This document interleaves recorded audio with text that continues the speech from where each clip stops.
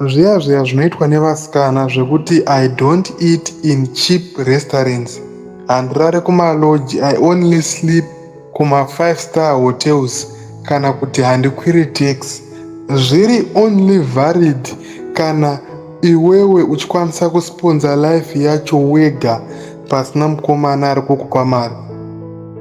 Nekuti ukataura kuti I don't use cheap phones, nepo latest iPhone yawakabata iyoyo ikangodhakwa LCD, unenge uchida kutovhura makumbo kuti ukwanise kuigadzirisa. Zvinoreva kuti uri kuzviisa class isiri yako. Kumafancy restaurant kwacho uchinge wabva ikoko woenda futi kunovhura makumbo, kurohwa chinhu kuti ubhadhare chikafu chawadya, zvinoreva kuti class yauri kuzviisa haisi yako.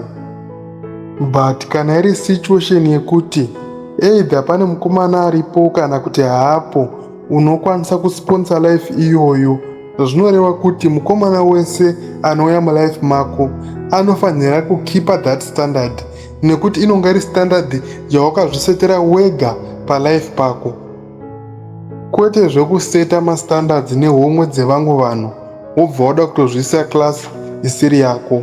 Hazvisirizvo manje izvozvo. Ukadaro unenge watohurere chinzaranzara.